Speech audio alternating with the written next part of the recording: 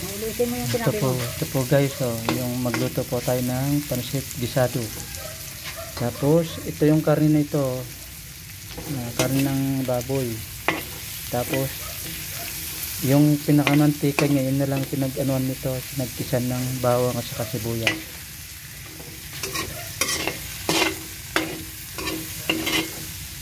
Halo-halo konti. Pahina yung apoy para hindi masunog.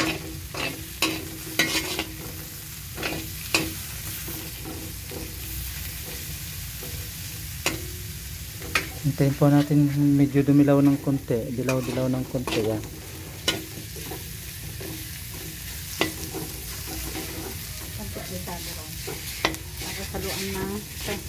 Tapos haluan ng mushroom para sumarap. Mushroom.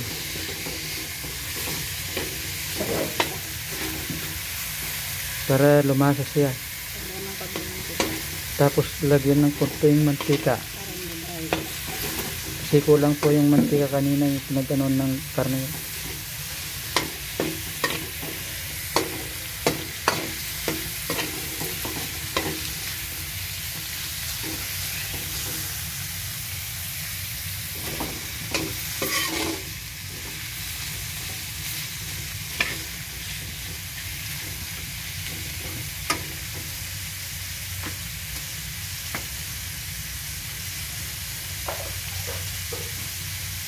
Pancit gisado.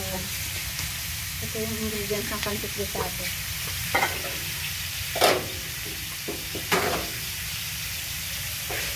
Ano ba yung pangalan mo? Celery.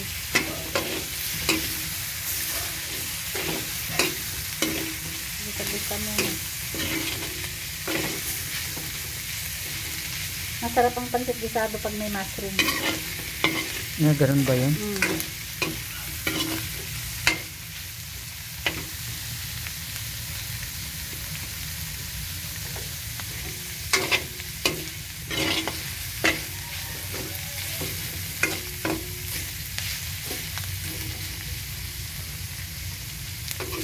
Luto-luto ng konti.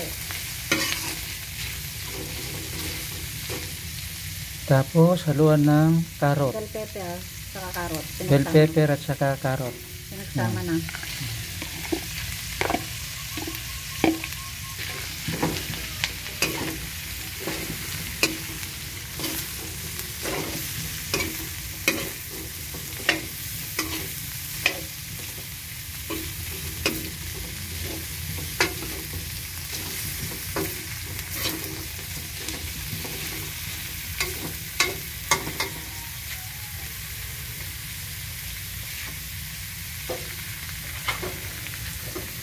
Nakasunog itong karton ito. Tapos celery na. Celery. Saka haluan ng celery leaves. Yan. Celery. Celery po yung green color na yan. Para mabango siya. Yun po yung ano ng purpose para mabango. Tapos konting halo-halo.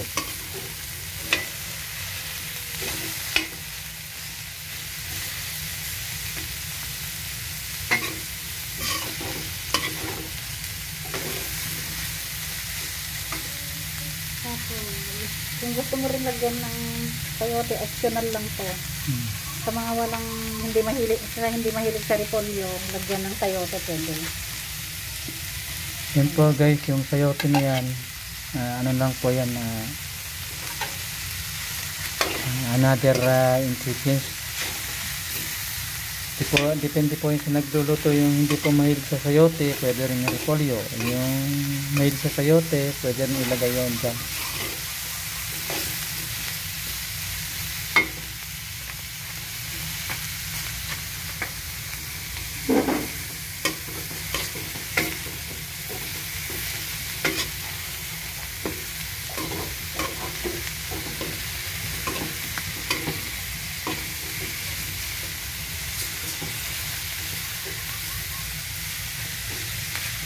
Ano lang ito guys, yung bagang may ano dito yung asawa ko, Hindi ako yung mismong luluto.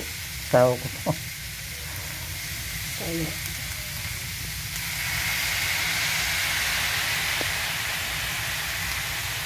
Yan, soy sauce.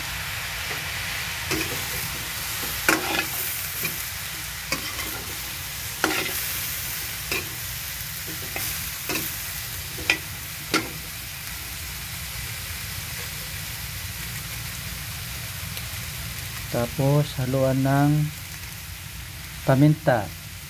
Yan, paminta po yun. Yung durog na paminta.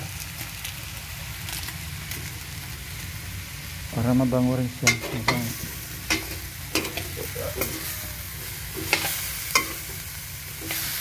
Ito yung pinagbabaran ng mushroom, pwede nyo sabaw. Ito po yung sabaw ng yung pinagbabaran ng mushroom po yan, yan. Kaya ganyan yung kulay. Yan.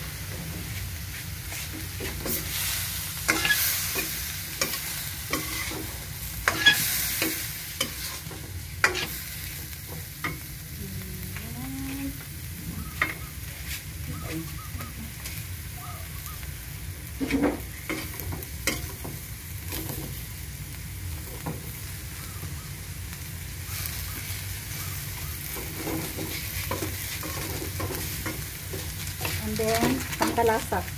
Lagyan ng Magic konting sarap. magic sarap. Kunti lang. Ayan. Kunti lang. Ayan.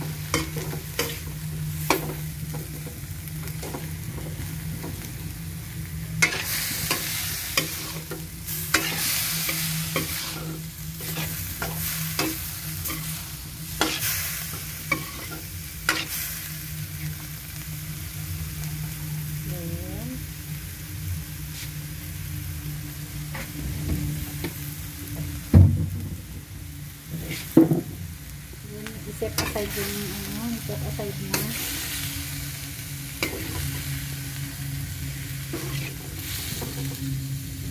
Aanguhin. Pagkatapos po niyan matanggal lahat yung laman.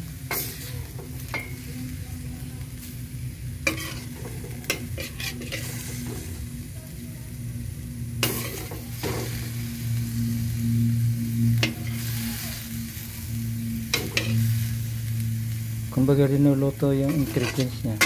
Magtira lang tayo ng konti dyan. Magtira lang ng konti. Tapos lalagyan ng 2 basong Tubig. Tubig. Dyan. 2 basong tubig. Hindi 2 baso.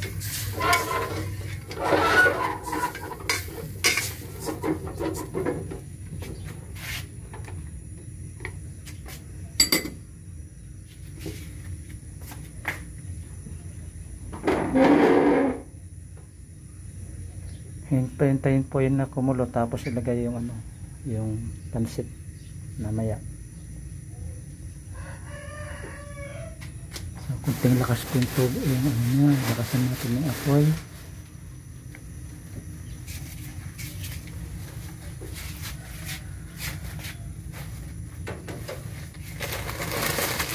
So, ang gagamitin natin.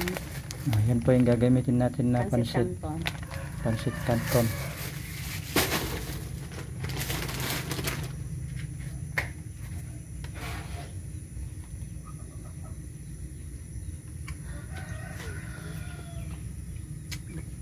Tapos siya ng kumulo.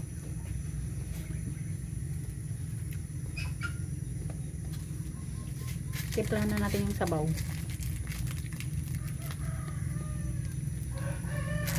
Paminta, timplahan na. Timplahan po natin ng paminta yung nilagay na tubig. Pinakasabaw ng pancit canton. Then, tapos yung nor tube para malasa. Kung yung hindi pa mahilig sa nor tube, pwede rin siguro yung bitsil. Pero kunti lang siguro yan. then toyo. Tapos toyo.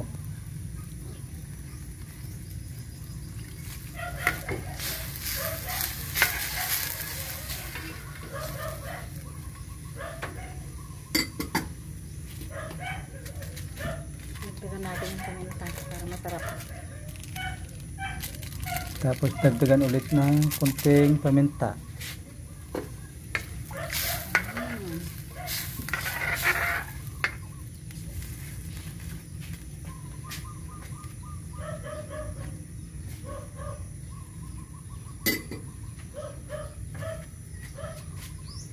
Dapat bilisan mo ito kasi hanggang 13 lang ito. Hanggang 13 lang na minuto. Adi, ipindot mo nga tapos i-continue mo. Ay, wala na. Ayun Tayo ako. marunong mag-edit eh.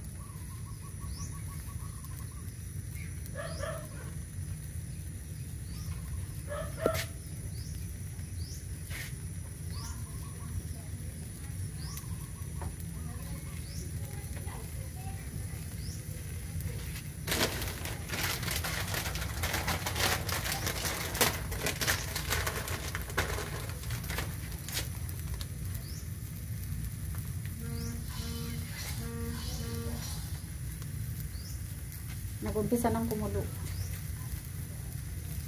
Yan, kukulo na po yung tubig oh. So maya maya pwede na po natin ilagay yung pancit canton.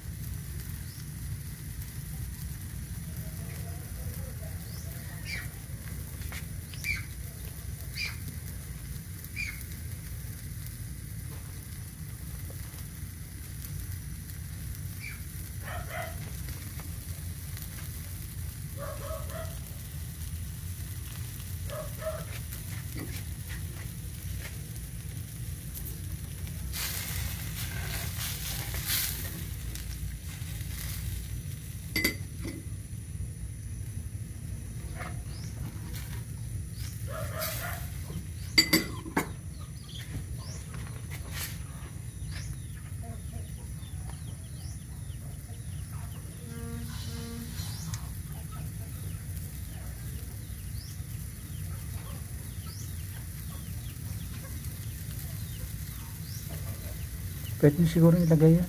Hindi hindi pwede. Kailangan kumulo. Wala na yun. Adi, pindutin mo tapos i-next mo, part 2. Ganun lang yun. Yan naman Tapos balikan mo. Ito yung